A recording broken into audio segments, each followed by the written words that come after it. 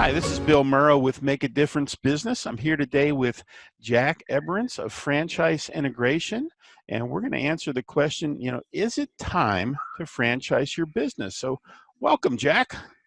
Thank you, Bill. So tell me a little bit about your background in franchising, Jack. You've been doing this for a little while, huh? Yes, I started out as a franchisee in 1977 and then ended up the president of the franchisor a few years later. And then people started calling me and asking me if I would help them franchise their businesses. So I've been doing this for over 40 years. I've worked with hundreds of businesses, seen the good ones, the bad ones, what caused failures and what caused success. And now I work with companies that want to grow, have an idea that franchising will be beneficial to what they need to do, and we can proceed from there. Fantastic. That's a great background to bring to our viewers, Jack. We're all kind of living in a bit of crisis here in March 2020. But it's not the first time that we've experienced crisis. And I know you have a great story about a crisis you dealt with early in your career, Jack. Tell us a little bit about that journey. In 1972, had a wonderful situation I was in. We had several supermarkets. We were the leader in the market. We had 3 or 4 other businesses that surrounded our stores, owned a shopping center that one of the stores was in. And it was a really good situation for us. Then one night in June 23rd, 1972, a dam broke upstream during a heavy rainstorm. Oh, my. And the water came down and took out the dikes that protected the city, and the whole city and all of our businesses went underwater. We were cut off from the rest of the world, so to speak, and we lost, in our business, we lost $1.7 million in inventory that Ouch. night. So we had to rebuild and figure out a way to get it done and do it in a way that would actually make some kind of sense.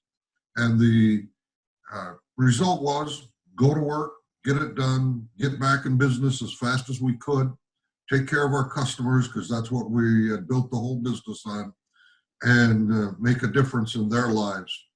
And the result was we did a lot of things. We did some ancillary things like the Red Cross called up and said, we have no idea how to feed the 15,000 people that rely on us for food, solve that problem in 16 hours, and a whole bunch of other things that just came up that had to be done. I was also president of the Chamber of Commerce of that city, so we had to revamp the chamber, turn that into something that was really good for the community, and we did.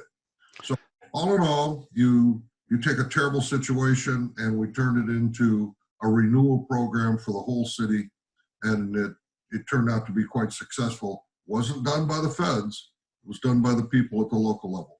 That's a fantastic story, Jack. We sure are a resilient people when we need to come together, aren't we? That's the whole idea. And as we looked at it and we looked at our local leadership and did we get money from the feds? Yes. But of course it came much later than we had that would really help us, but still we got it, and we used it to do a lot of the rejuvenation of the area. But it was really something that was done by the local leadership and the local people and the business people in the community. Certainly don't want to diminish the efforts that are going on across the country and around the world right now, but it's still a little scary. I'm from the government and I'm here to help, right? Yeah, well, yeah. I know that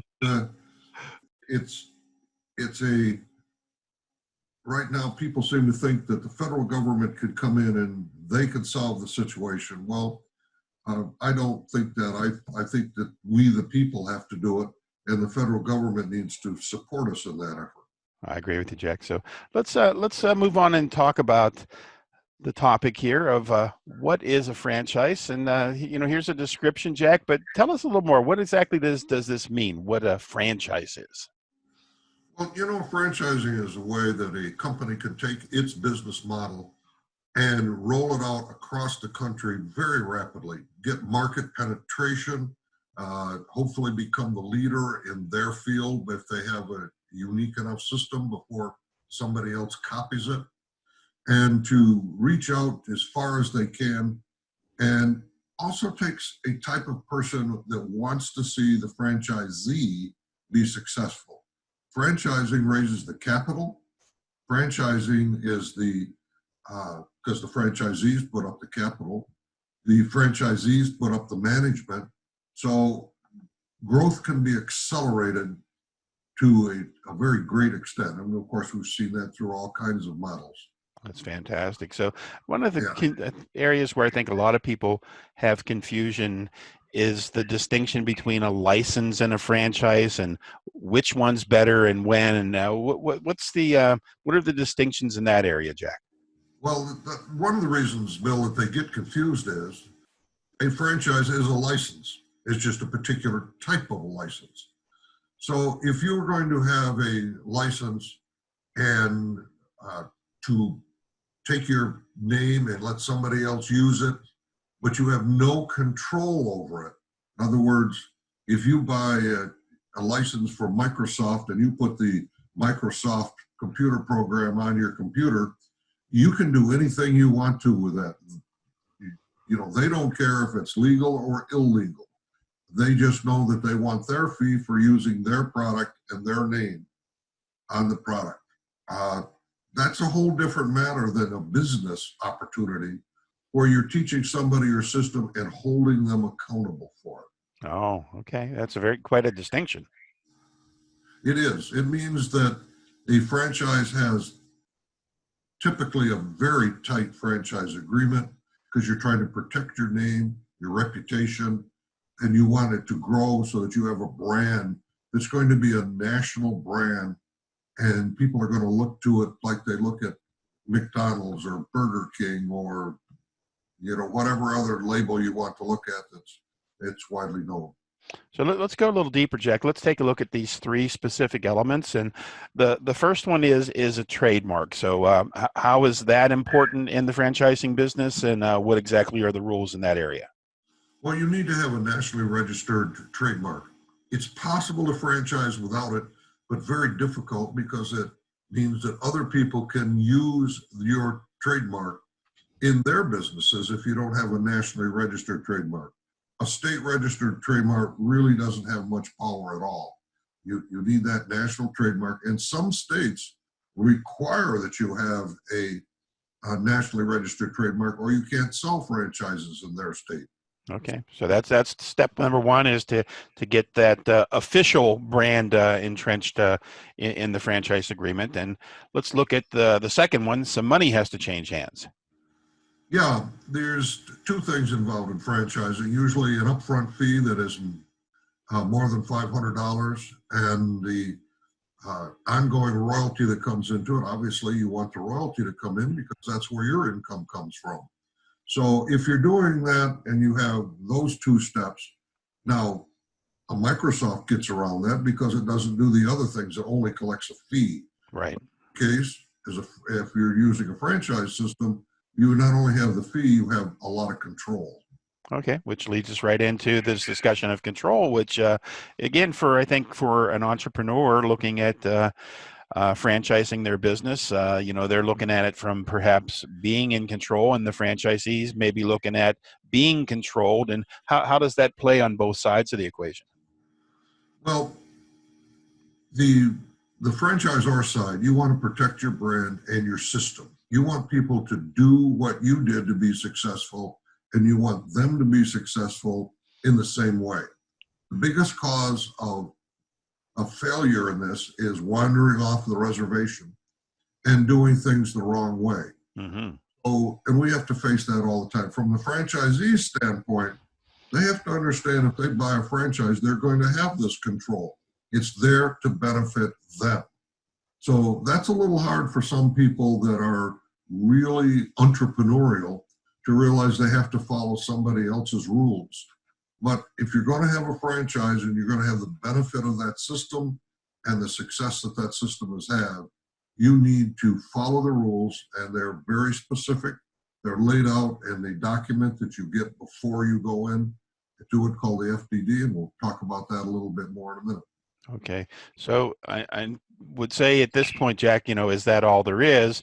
But of course, there isn't all there is. So we throw up this big stop sign here. So what are some of the nuances in the franchise definition?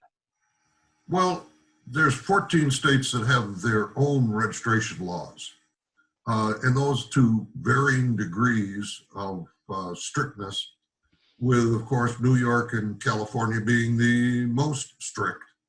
But it requires certain things. They do use the Federal Trade Commission, the FTC's franchise disclosure document. The FDD is what it's referred to. And if they use that document, as they do in most states, they have addendums to that or additions that will exempt certain things like non-competes and things of that nature. And by the state, they may have some different rules that are involved in that. So we have to understand that this is a very complicated business and that we have other things that come on top of it that we're going to provide them with so much information, so much direction on how to run their business. But in return, we also have to understand that the franchisees have certain rights. So you mentioned, Jack, knowing the rules, and you mentioned previously the franchise disclosure document. How uniform is that, and what are the things that people really need to know? By the way, how long is that thing? Well, typically for a new franchisor coming out who hasn't sold any franchises or only sold a couple, it runs between 100 and 125 pages, single spaced. Oh my. Yeah, so it's a complicated document. It answers lots of questions. It was written by securities attorneys, so you can pretty well bet that it's complicated, and you have to do it right. But you have to get your system into it so that your system that's being disclosed, not somebody else's system. Oh, okay. And You and need then to make sure that it represents yours. You also mentioned, Jack, that there are some exceptions. Are there any states that stand out where it's dramatically different, or that the nuances again are just more complex than you would expect? Yeah, well, California and New York that I mentioned earlier are definitely that way. Some of the other states like Illinois and a few places will have some difficulties that they'll throw at you just to make your life miserable. But there's also the whole series of states, Bill, that we run onto that are called business opportunity states. These states have business opportunity laws that are for their state and who can sell any type of a business in their state. And with the right FTC documents, we can be exempted from those particular rules. And there are some states, for instance, where they may exempt you if you only have a registered trademark. Other states, you have to file your FDD with them, and then they exempt you. It's an interesting conglomeration of bureaucrats that we've put together for this. That's interesting. And just to dig in a little bit deeper, Jack, what's a business opportunity law? Is that something that's described in the context of the franchise law, or? No, it's not in franchise law at all. This is by state. And so they vary widely by the states, Texas, Florida, states like that have business opportunity laws. They say, listen, you can't go just selling a business in our state, even if it's not a franchise, without giving proper disclosure, without meeting certain ethical criteria. And so we have these laws that we require that you follow. However, the FTC disclosure process is much more complicated than ours. So if you qualify for the FTC, send us your documents and say, hey, look, I've done the FTC. They'll exempt you from their laws and allow you to move forward and sell franchises in their state. Fascinating. And again, just to kind of drive home this exemption, how many, it says a few states, how many states tend to have the exemption?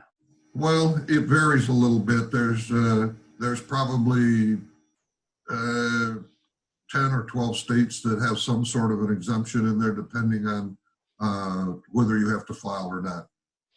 So the real rules of the game, you absolutely positively need to know the federal guidelines, but you better be paying attention in your state as well. Yeah, you just don't want to mess it up because it comes back to bite you years later.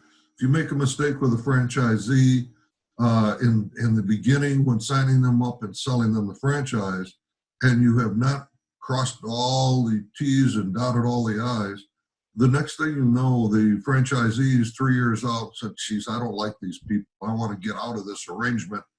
To heck with them. They get an attorney, and the attorney will say, oh, you didn't follow the proper steps. You didn't do the proper thing. Therefore, we want our franchisee released from this document. And you really don't have much defense at that point. So it's very important to do things by the book. Yeah, and definitely having someone to guide you through that who has been there, done that, and has many holes in t-shirts is really helpful. So let's come back to the time we're living in right now, Jack, with the coronavirus crisis and the crisis that you lived through back in the 70s. Is it the right time now to explore franchising your business, and why would that be so? Well, I think you want to look at where we're going to go when we come out of this crisis. What are the opportunities going to be to grow and do it? We know that there's going to be a number of business people, executives that are going to be displaced by all of this or moved to other areas or disenfranchised with the idea that they've been working for a big company and under the big company's thumb for all of this time, and they want to run their own business. Franchising is a way they can run their own business according to a set of rules that will establish help them be more successful. And they like that it's a more freedom than there is in working for a company. So this is an important time to look at it and say, okay, for them, they're saying, all right, I'm coming out of this and I'm tired of all of the bureaucratic stuff that I go through. I want to have my own business and I want to be the boss. Franchising offers a great opportunity. From the franchisor's standpoint, they have looked at it and say, where's our future? What can we do to grow? We have multiple units. We have 2 units, 5 units, 40 units, company owned. Now, how could we come out of this and take advantage of that and grow really rapidly to get market penetration across the country? So this opens up a wonderful opportunity for the franchisor to do it. And now that times are kind of slowed down, you're sitting there, you've got some time, you're working from home, you've got your people working from home, start putting the documentation together. Get somebody to lead you that knows what to do, put together the right steps, get everything ready so when we come out of all of this, you're ready to take advantage of it and build it. Even from the flood, we had a tremendous opportunity that came out that we learned. Shortly after the flood started, we got back in business and the things started to pick up a little bit. An opportunity for a new business in town opened up. The old person that had this business had retired, said, I don't want to rebuild after all of this. Gave us an opportunity to come in, build a new building, a fresh building, build something that was great, and really build a wonderful growth to the business and the millions of dollars a year. So it's you look for the opportunities and then you take advantage of them if you can. Well, this is fantastic, Jack, because if you flip the coin from the problem or challenge in this crisis to the opportunities, there's really 3 of them showing up. Is there could be a large number of potential franchisees entering the market. For franchisors, the opportunity for them is to be prepared to help those people get started with them. And as you said, people who have businesses that have replicable systems that can be franchised. The time is now to get positioned and perhaps meet that demand. So fantastic time for us to get through this and come out of it and thrive. So how can people get in touch with you, Jack? I got a little bit of information up here on the screen, but we know if somebody says franchising, we're supposed to say call Jack. So tell us about how to reach you. That's my tagline. And I think the important thing for people right now to remember is that I'm offering a lot of free advice. I'll take a look at for a couple of hours at your business, see if it's appropriate for franchising, see if you should look at it for the future to do that. lay out a plan with you so that you could take advantage of it without overdoing the cash expense at this particular point in it, but we can all take advantage of it as it blossoms out afterwards. So it's a wonderful opportunity, I think, and they can call me or email me, and I'd love to have a chat. Obviously, this is one of my favorite subjects. Really appreciate your time this morning, Jack. Thanks so much. This is Bill Murrow with Make a Difference Business.